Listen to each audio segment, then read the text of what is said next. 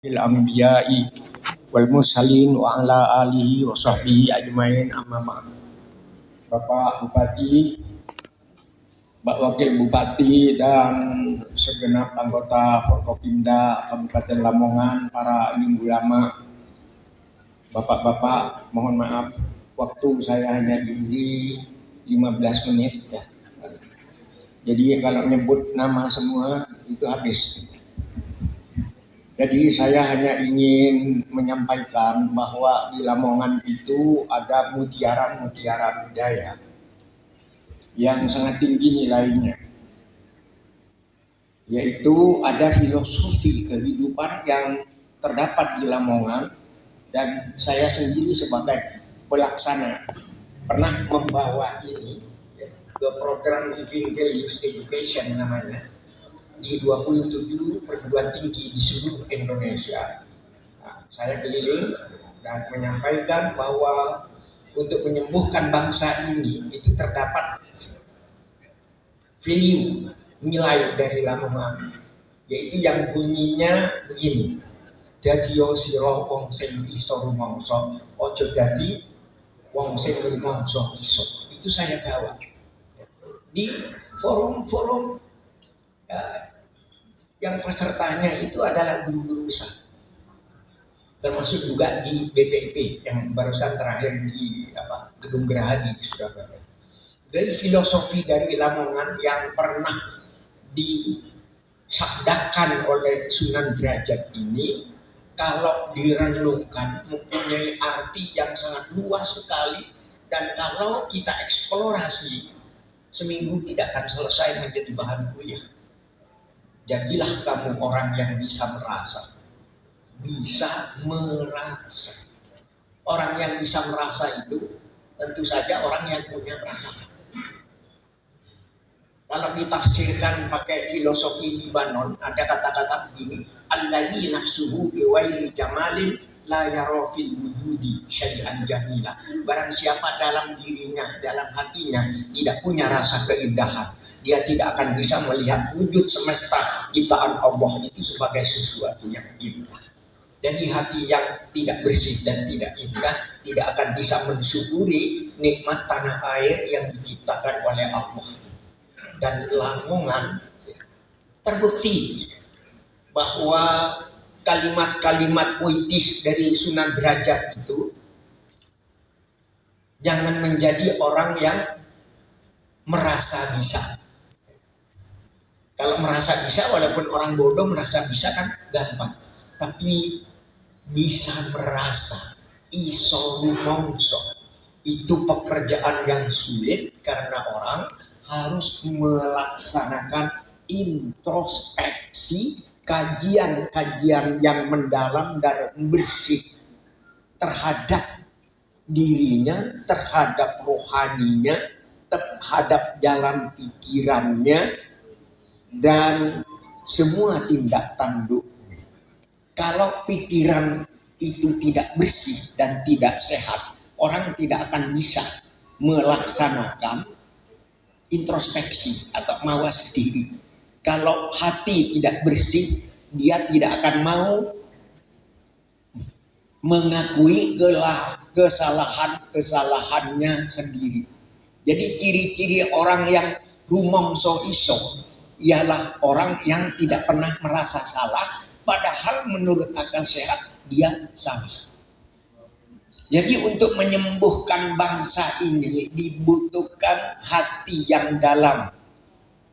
Tentunya dalam bahasa agama disebut qalbun salim, hati yang selamat, hati yang bersih, hati yang dekat dengan Allah, hati yang yadhkurunallaha qiyaman wa qu'udan wa ala junubihim, hati yang selalu berzikir mengingat Allah pada waktu berdiri, waktu berjalan, waktu duduk, waktu berbaring, tetap ingat kepada Allah.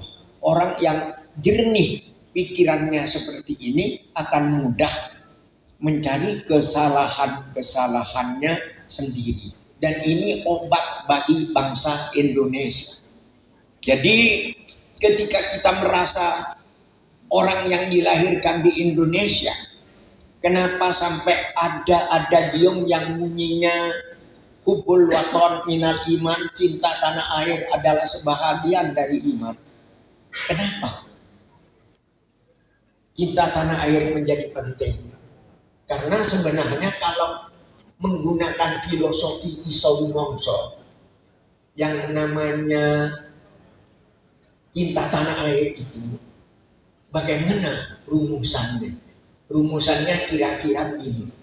Kita semua minum air Indonesia menjadi darah kita. Jadi air atau darah dalam tubuh kita itu dari air Indonesia. Dan berarti Indonesia itu ada dalam tubuh kita. Berupa air, berupa darah. Kita semua makan beras dan buah-buahan Indonesia menjadi daging kita. Kita Isou Mongso bahwa beras yang kita makan, nasi yang kita makan menjadi daging kita. Jadi Indonesia bukan di luar tubuh kita. Indonesia berada di dalam diri kita. Kita menghirup udara Indonesia menjadi nafas kita. Kita bersujud di atas bumi Indonesia, berarti bumi Indonesia adalah sajadah kita. Dan bila tiba saatnya kita mati, kita semua akan tidur dalam pelukan bumi Indonesia. Daging kita yang hancur membusuk akan bersatu kembali dengan harumnya bumi Indonesia. Ini Isou Mongso. Tanah air Indonesia adalah ibunda kita, tempat kita lahir. Siapa mencintainya, jangan mengisinya dengan kebencian, jangan mengisinya dengan maksiat, jangan mengisinya dengan permusuhan, jangan mengisinya dengan fitnah, dan jangan mengisinya dengan adu domba. Isou Mongso. Saya lahir di Indonesia. Kemudian kita bersujud di atas bumi Indonesia, berarti bumi Indonesia sajadah kita. Karena bumi Indonesia sajadah kita, siapa yang mencintai bumi Indonesia tidak akan mengisinya dengan maksiat, justru akan menanaminya dengan benih-benih keimanan, ketakwaan, kerukunan, persaudaraan, kemajuan, bahkan dengan kreativitas. Tanah air Indonesia adalah sajadah kita, tempat kita bersujud kepada Allah. Ini kunci kehidupan yang kita kembangkan dari filosofi Isou Mongso dari Lamongan. Dan sudah sampai kemana-mana. Dan sudah ada dalam buku saya, judulnya Pendidikan Karakter. Jadi karena itu lebih tepat saya itu memang saya ini orang yang bingung ya, di kalangan famili, di kalangan kiai, sewawi ikut kiai. Kiai mana main film, bikin cerita film ya. Bulan Tertusuk Ilalang itu film Indonesia, film terbaik itu ya. Yang disutradarai dari Nugroho itu menjadi film terbaik sedunia. Itu ceritanya dari saya. Jadi mana mungkin? Jadi yang benar mungkin saya ini hanya Turki, turunan kiai kira-kira. Di kalangan seniman penyair bintang film, Sawawi itu bukan seniman, Sawawi itu kiai. Mungkin karena Turkinya itu tadi. Jadi akhirnya ketika kita tidak saling mencurigai antara yang satu dengan yang lain, kita menduduki tempatnya dan mempersilakan orang lain bekerja, yang penting tidak merugikan orang lain. Itulah hidup yang bermakna berdasarkan filosofi dari Lamongan yang namanya Isou Mongso. Dadi yo sira wong sing Isou Mongso, ojo dadi wong sing rumangsa iso. Ini saja kunci-kuncinya. Tahun 45 jumlah sarjana di Indonesia itu, menurut bukunya Eka Budianta, dia lahir di Nimbang sih, namanya Eka Budianta, seorang penyair. Jumlah sarjana tahun 45 itu tidak sampai 100 orang. Tapi dengan jumlah 100 orang itu kita bisa bikin proklamasi, bisa bikin UUD 45, kemudian 2 bulan setengah ada resolusi jihad, perang melawan Belanda, mengusir Belanda, dan kalau tidak ada resolusi jihad itu, kata Pak Bambang Nurmantio, tidak akan ada hari pahlawan, tidak akan ada Surabaya menjadi kota pahlawan. Kemudian 2 tahun dari kemerdekaan kita sudah bisa mengibarkan bendera merah putih di gedung Lex Success di Washington di Amerika. Indonesia menjadi anggota PBB yang ke-60. Ya. Bulan 27 Desember 1949, perundingan Meja Bundar antara Indonesia, Republik Indonesia Serikat dengan Belanda, apa yang tercapai waktu itu? Kita bisa menundukkan musuh-musuh kita. Bung Hatta sebagai juru runding berhasil menggondol seluruh tanah air Indonesia akan kembali kepada Republik Indonesia Serikat kecuali Irian Barat. Jadi bertekuk lutut itu, dan itu jumlah sarjana tidak sampai 100 orang. Sekarang sudah jumlah sarjana ini sudah hampir 2 juta orang jumlahnya, ya. Doktor-doktornya banyak. Tapi kita kadang-kadang sedih mendengar berita, semoga itu hoax lah. Perkelahian antara orang pandai dengan orang pandai, saling tercak, saling caci maki. Apa gunanya kita sekolah yang tinggi-tinggi kalau kita hanya pandai mencari kesalahan orang lain dan lupa kepada kesalahan diri kita sendiri. Dari sini pentingnya kita filosofi Isau Mongso, dan saya bawa kemana-mana Isau Mongso dari Lamongan, tidak lupa itu saya bawa kemana-mana. Akhirnya bapak-bapak, saya ingin menyampaikan tentang indahnya Indonesia. Tahun 2021 Indonesia ini termasuk 6 negara terindah di dunia.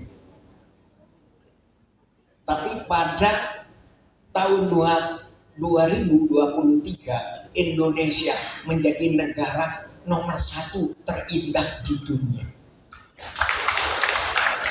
Tapi 60 tahun yang lalu ketika ada konferensi Islam Asia Afrika di Bandung, Presiden Soekarno waktu itu pada tahun 1964, ya, semua negara-negara Islam di Asia dan Afrika mengutus wakil-wakilnya yang ada umat Islamnya, mengutus kumpul di Bandung, dan antara lain utusan dari Mesir yang tanahnya itu tanah gersang, tanah pasir, gersang sekali, dan kalau ada kesuburan hanya di tepian Sungai Nil.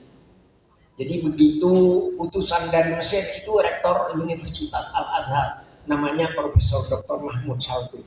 Jadi begitu beliau datang ke Indonesia, beliau terpesona, kagum terhadap indahnya Indonesia. Apa yang beliau saksikan? Gunung biru berselendang awan, hamparan padi menguning, laksana permadani keemasan, di atasnya burung-burung kecil menyanyikan keagungan Tuhan. Di pantai-pantai ada buih-buih putih berkejaran laksana kapas menciumi bibir pantai. Dan di pantai-pantai yang lain ada daun-daun nyil melambai-lambai mengucapkan selamat datang kepada para pahlawan nelayan yang membawa ikan dari laut. Profesor Mahmud Saltut berucap dalam bahasa Arab kepada Presiden Soekarno. Apa katanya? Beliau mengatakan, Indonesia qit'atun minal jannah nukilat ilal ardh. Indonesia potongan surga yang diturunkan oleh Allah Ibu. Baru 5 tahun sesudah itu ada penyanyi yang keturunan dari Tuban yang menyanyikan, orang bilang tanah kita tanah surga, tongkat kayu dan batu jadi tanaman. Yang bilang bukan kita, tapi Profesor Mahmud Saltu. Jadi rumusannya begini. Jadi ada pidato saya di depan Presiden Jokowi, bisa dibuka sekarang juga adik-adik itu. Di YouTube bisa dibuka pidato Zawawi Imron di depan pidato kebudayaan Zawawi Imron di depan Presiden Jokowi. Ya, buka. Kalau tidak ada banteng HP-nya, tapi saya tidak mengganti. Tapi ada di situ. Rumusannya begini, ya. Dan ini telah dilakukan di Lamongan, ya, atas barokah Allah melalui sabdanya Sunan Derajat itu. Jadi rumusannya begini: tanah air yang subur, makmur dan indah. Saya ulang, tanah air yang subur, makmur dan indah. Untuk tetap makmur, subur dan indah, harus diurus oleh hati yang indah dan budi pekerti yang indah. Budi pekerti yang indah itu dirumuskan oleh pemerintah yang disebut Pancasila. Jadi uruslah baik-baik dengan Pancasila yang dilaksanakan, bukan hanya Pancasila dipidatokan tapi tidak ada dalam perbuatan gitu. Jadi itu maksudnya. Pentingnya kita merawat. Dan kenapa saya tidak banyak berkomentar tentang Lamongan? Karena orang Lamongan pelaksana dari Iso Rumongso. Dan jadi saya akhirnya menilai bahwa tasyakuran hari ini dalam rangka Pak Bupati dengan Pak Wakil dengan Gus Rauf, saya biasanya guyon terus dengan Gus Rauf, bahwa tasyakuran sekarang ini dalam rangka Iso Rumongso. Saya kira itu, kalau Anda membeli galah, carilah bambu di Surabaya. Kalau ada ucapan saya yang salah, berikanlah maaf kepada saya.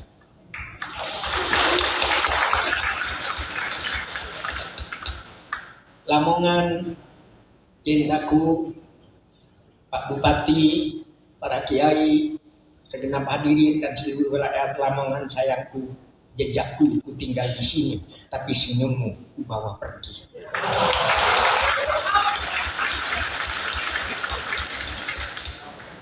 Jadi itu terakhir. Assalamualaikum warahmatullahi wabarakatuh.